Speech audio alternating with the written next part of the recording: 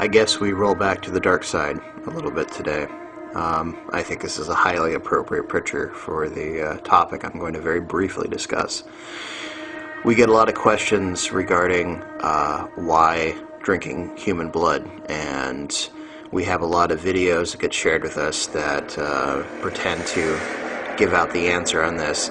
A lot of the information in those videos actually come from correct sources, and some of them actually startled me because it's information that I have never heard anyone else speak of outside of very high-level magical lodges and in what used to be our secret society.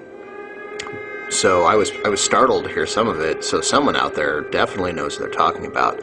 Unfortunately, they are just chopping it up and putting it through a word processor, and the way it comes out is so contrived that it can't even be considered correct anymore. But a lot of the information that they were giving was stuff that most people would never know about. So I'd be curious what their source is. The question is, of course, why do they drink human blood? And let me give you a very quick, in the way that I do quick, answer to that. One, many of the, well, I shouldn't say many, the reptilian race as a whole and many of the other alien races that have visited this planet find that human blood, because it is full of glandular secretions, is very intoxicating. It's like the equivalent of wine to us, our blood is to them. Especially the reptilian race. They find a unique and distinct pleasure from drinking it, and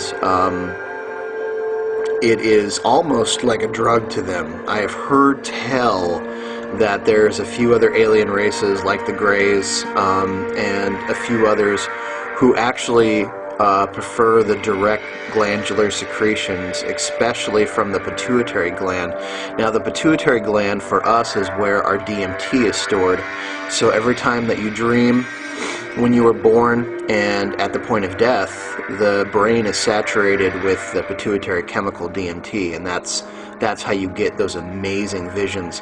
And those visions only come to be because they are directed by the vibrational correspondence around them. So we can actually ingest DMT and have incredible experiences. Those alien races that, like our pituitary glands, do it for the very same reason. The reptilians enjoy the blood because of all the vast chemical and biological functions that pass through it. All our energy and food that we've eaten, and in some cases even our memories, are stored in our blood.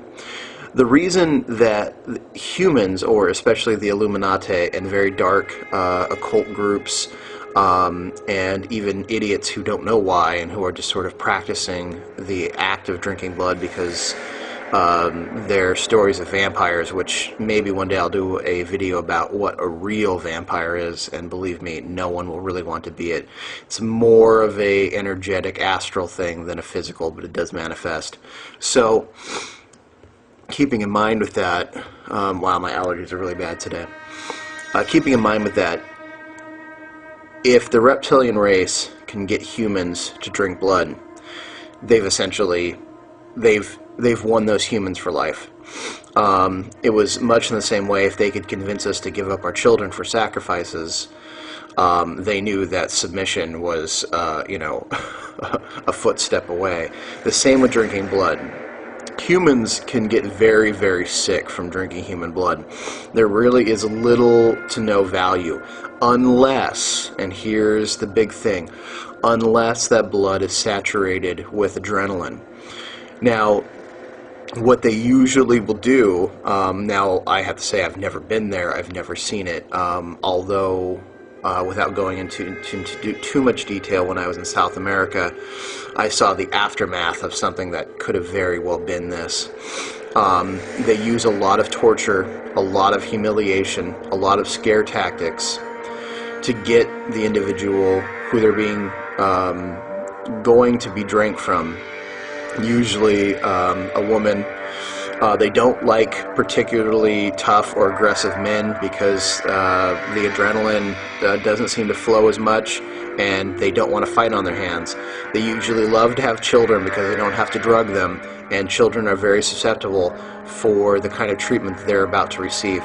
They generally will dress up in the scariest fashions they can do, make very loud noises, scream, run around like animals, chase them, cut them, do horrible things to them to get as much adrenaline in their body as possible.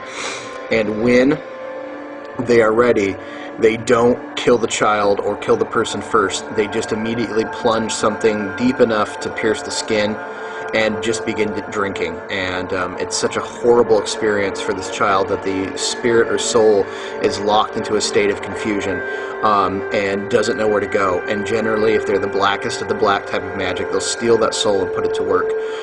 There is processes that actually allow that to happen for a time. I mean, the soul eventually does move back to where its origins are, back to the Prime Creator, but for a time, that soul could be lost, traumatized, and trapped. The blood, however, then is saturated with adrenaline, and I have been given pure adrenaline before, and I can tell you, wow, what an experience. The fact that they are warped in the brain and are drinking human blood laced with adrenaline, from what I have been told by a very disgusting human being that I know, I can't say I know for sure, but I would not be surprised if the story he told me is true, creates a vision of white light in their minds, and a feeling of absolute bliss that is better than any other drug, apparently, that is around. And in my younger days, I experimented a lot and found some really great drugs. So that is really at its core why humans do it. Now, they believe that it opens up certain energy pathways and gates, which it probably does, but to extremely and horrible dark places. That's the whole thing about vibration, though, is that the acts that you commit and the thoughts that you have will attract spiritual entities that are likewise to those energies. And so this group that, or these groups, especially the Illuminati, who practice this seasonally, who do this a lot, are surrounded by beings that approve of this kind of behavior. So you're talking about Transplatonian beings, you're talking about reptilian energies, you're talking about even Earth-based energies that are truly horrid and truly evil, that really do exist. But because we have moved into a form of Christian and major religion, those old pagan deities that were true earthbound deities and were true human deities, the ones that were that horribly twisted, have generally gone ignored, and except for the most secret of the secret religions, none of them receive enough attention to even be mentioned now. And because I don't want to bring attention to them, I won't mention them. So that is the whole thing about drinking the blood. It is an act of submission that the reptilians have taught humans to do, and since humans now started doing it, they know that their minds and their full corruption of both spirit and brain, and now even physical body, because there are physical reactions to drinking blood, are fully corrupted. And they know that any group they can get to do this really will have no moral qualm to performing other acts. And rituals and acts, while they do raise and create energy, really are more of symbolic into the psyche and subconscious of both an individual and a group. So you have a group willing to traumatize and terrorize a child and then drink its blood. I don't know what they couldn't justify doing to anyone past then. And that's the whole point, is the German SS had to go through such intense desensitization trauma for them to be able to carry out the acts that